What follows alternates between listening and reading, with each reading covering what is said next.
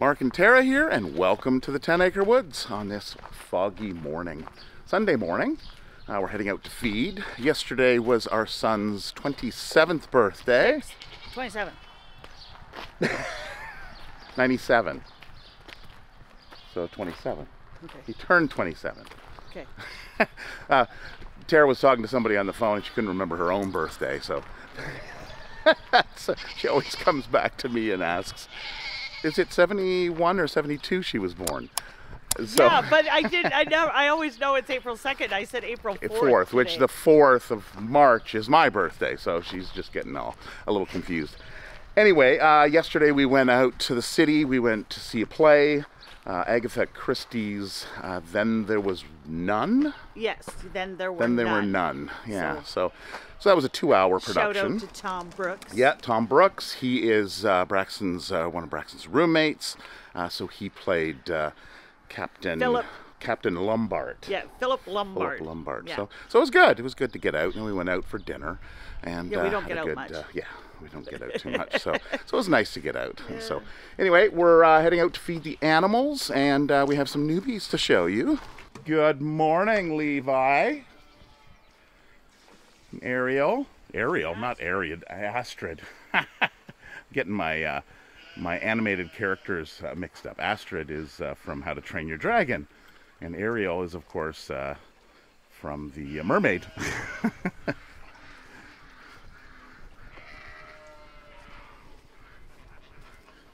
We waiting for some hay?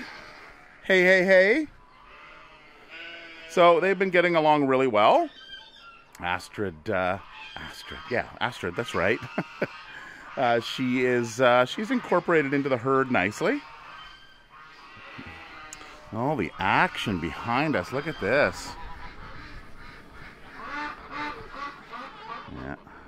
Well, we've changed things up a bit because in the summertime, Tara will go and throw grain out here to distract them as we go around to the building.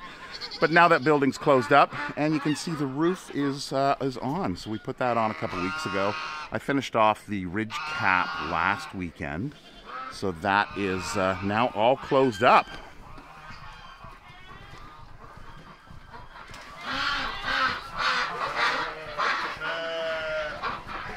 And there it is.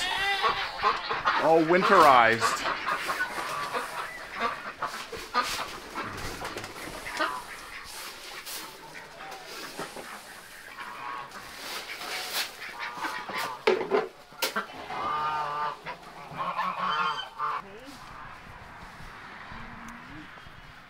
Hey. And of course, you'll notice that Billy's not back here because Billy went in. What is it? What is she doing? Being protective. Billy is in the back with the girls. So we'll head back there and check in on everybody there.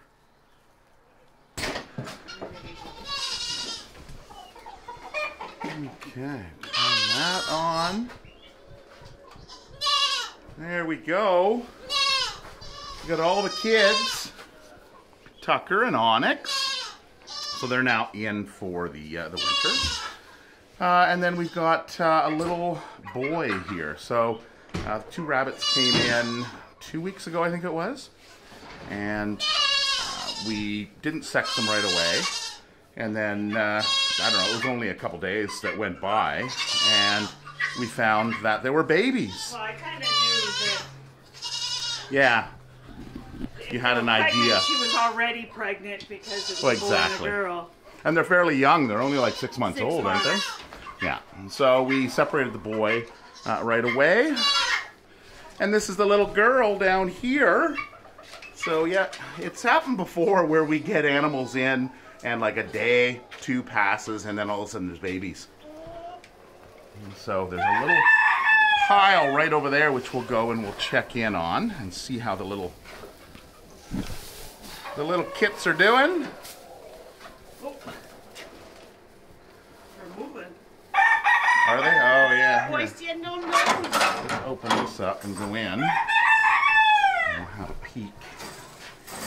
I did a little short video About a week. Well, I know, only a few days ago, I guess.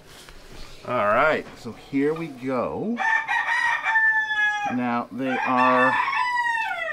They're 4 or 5 days old. Oh, I thought you said there was 5. No, there should be 4. All right, so here we go. There we go. There's the little ones. So there's about a week until they open their eyes. Usually about 10 days old.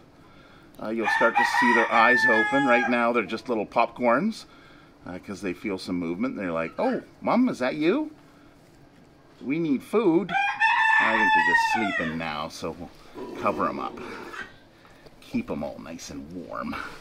Yes. Where's Mom? Here's Mom here. Hi, Mom. Yes, you're just young, aren't you? She's maybe not a pure lion head, possibly a cross. She doesn't have the full mane, the full lion head mane. So, but she's a good-looking little thing. She's cute. Hey? Yes. So rabbits will generally leave their nest when they're out, and they'll try to stay away from the babies so they don't draw attention from predators, and then they'll just go and visit for a quick little feed, and then they're off again. Yeah. Okay, so that is the new babies that we have. And here's the old babies. So all the kids, they're in here. They're in here for another week, I guess, and then they'll go back outside. Billy, our stud goat, is outside right now, and then he's actually going to go off to another farm. So when that happens, these guys will go back outside and join their mamas. Do you guys remember your mamas? It's been a full week, hasn't it? Yes. Petey and Piper, they've come in. Morning, Petey.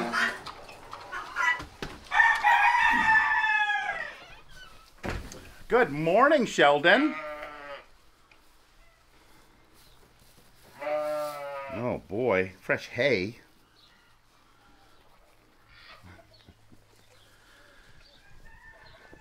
So how's the water doing?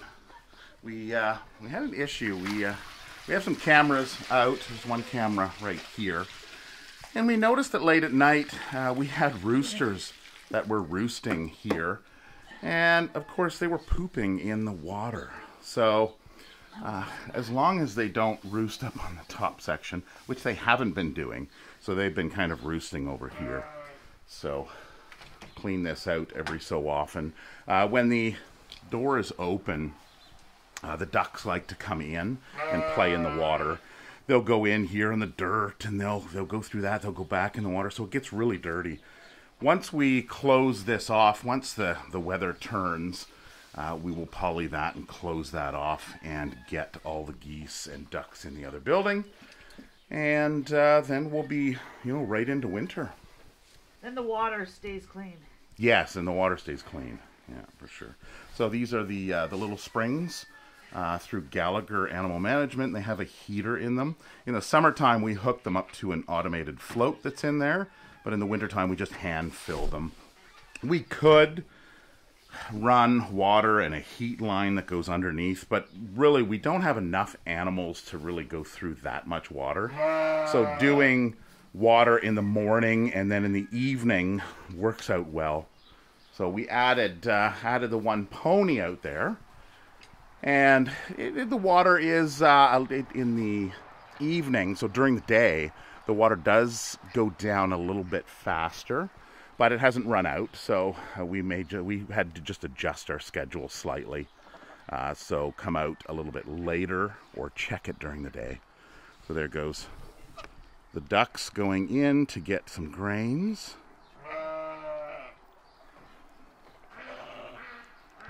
And Tara threw some grains out here for the pigeons and the other birds out here.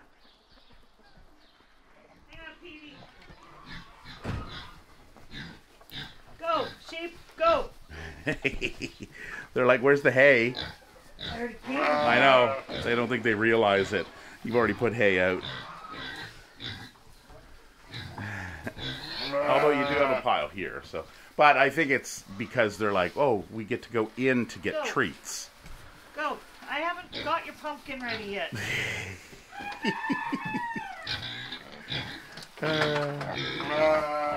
Petey and Piper. And Charlie. Charlie, what are you doing? What are you doing? Are you a hungry boy? Yeah? Oh, he's going to sit on his bum, because that's what he does for treats. Yes, just wait for it.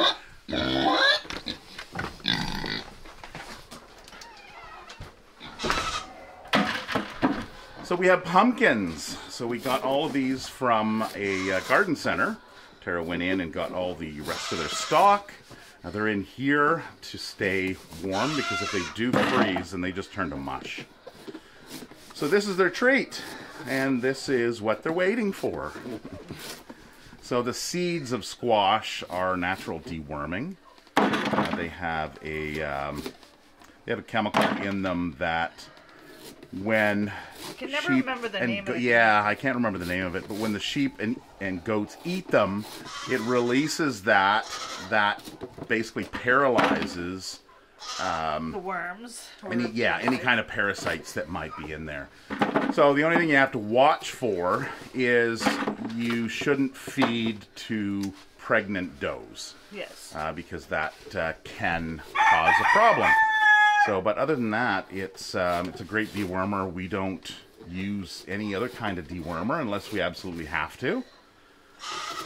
And then we use, of course, diatomaceous earth, DE for short, to do any parasites, outside parasites. Put it in with the chickens. And then they freeze over the winter, so if they're expelled from the body, and they freeze over the winter and can't live that long. So. Yes, the internal parasites, yeah. And so, with the chickens, we do put in from time to time some baths. Here's one bath here, and we'll either put in, there's a number of things, diatomaceous earth, as I mentioned, or you can use fireplace ashes, which when we were using the wood-burning stove, that was something that we used. I just took a house screen and laid it on top of a container, and then I just took the ashes, of course, after they've cooled, and I would sift them out so that there's just not any big chunks of charcoal in there. And that works really well too, and it's extremely fine, so it suffocates the parasite. The DE, or diatomaceous earth, is actually made up of small microorganisms dug up from a seabed, and they have rough edges on them, and what they do is they cut the small mites, and they actually dry them out. Oh, there's the other bath over there. Okay. All right, Tara's finishing carving her pumpkin. And we'll get out there and get the... smash it. I used to smash it, but then the big pieces, I'd have to fight with them to pick up. Yeah, well, then you get the lucky one that gets a big chunk and then takes off with it. So it makes it a little more fair by doing it this way. And there's the good stuff right there, the seeds.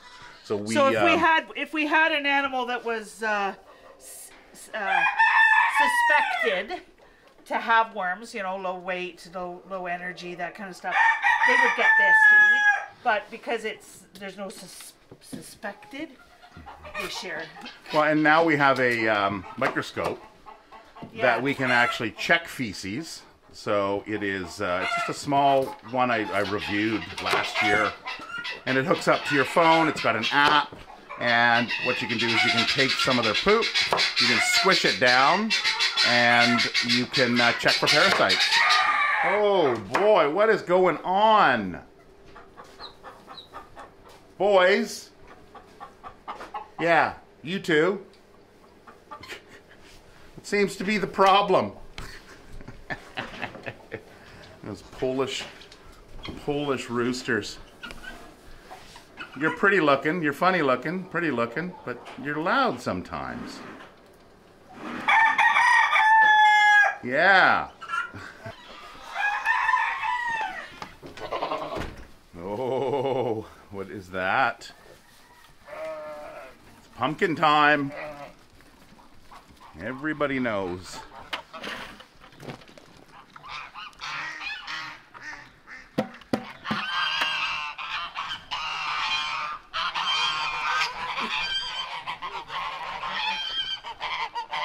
Even the geese. Oh, Charlie, we'll have to get him a couple. I'll grab him a few here. We'll grab some for Charlie. There we go. Oh, Coco's got some good seeds there. Oh, and they're taken up by Petunia. The good stuff, right?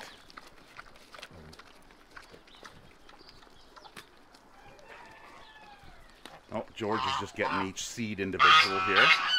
He knows where the good stuff is. Yeah.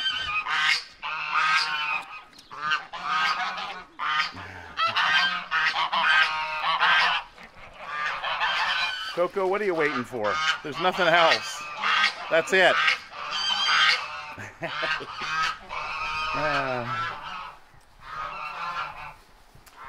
Where is that boy? Here. Oh, did you give him some? Oh, here's a couple more, Charlie. There's more for you. There you go. You sometimes get missed because you're sitting nicely on your bum, aren't you? Bronwyn, go out and join the rest.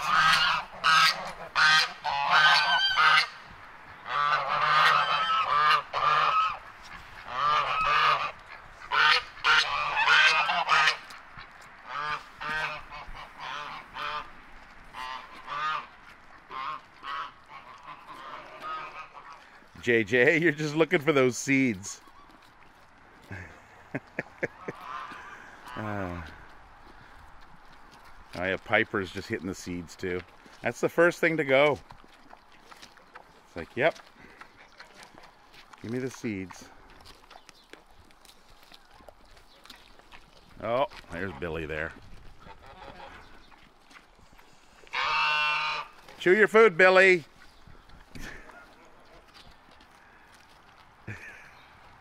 You got a feather. Oh, the feather fell out. Yeah, chew your food. Get it. Ugh. Yeah, maybe they should be a little smaller. Usually they'll get it after a minute or so. Wear it down. So yeah, Billy's been out here for, well, I guess a week, just over a week, I think it was. And yeah, there was a lot of action right at the beginning where he was snorting and making all these funny noises. But it soon quieted down, even after a couple hours, really. And he's just kind of one of the herd now, just hanging out with the girls. It could have something to do with the timing that we separated the kids. So, of course, we put the kids away from their mother at that same time. So a lot of them, if not all of them, were still feeding. So their bodies probably weren't ready. They weren't going into heat because they were still feeding their young. So that is my guess. So now there's nothing. He's just kind of one of the girls now. Working on that piece. You're getting it, buddy. You're getting it. And then we have others like Moana and Holly and Snow, aka Sugar. Oh, watch your bum. Sheep don't like it when you get too close to their hay. Yeah, she's just going to move over here. It's like, fine. So some like the hay, some like the pumpkins, and some like the grains. So nice variety. Right, Sheldon? Yeah, you don't care for grains too much. You like your hay. You stick your face right in there. Get the good stuff at the bottom. So looking off our back deck, you can see some of the goats had made their way back here. They were out here this morning. We had knocked down a bunch of these trees here, of course, for the solar. We have to take down a few more, but we'll figure that out in the spring once the sun and the leaves start to come out and the sun comes out, I guess, too. It's a little cloudy today. And then as the sun passes, I'll trim. It's pretty good. There's a few trees over in this area here that I have to take down for the evening sun. But all in all, it's pretty good. You can see, I don't know if you can see Coco. She's climbing up. This morning she was right up on the pile. They're getting those leaves that are still on the tree. Because, of course, leaves on the tree are better picking than the ones on the ground, I guess. Makes sense. Billy's there.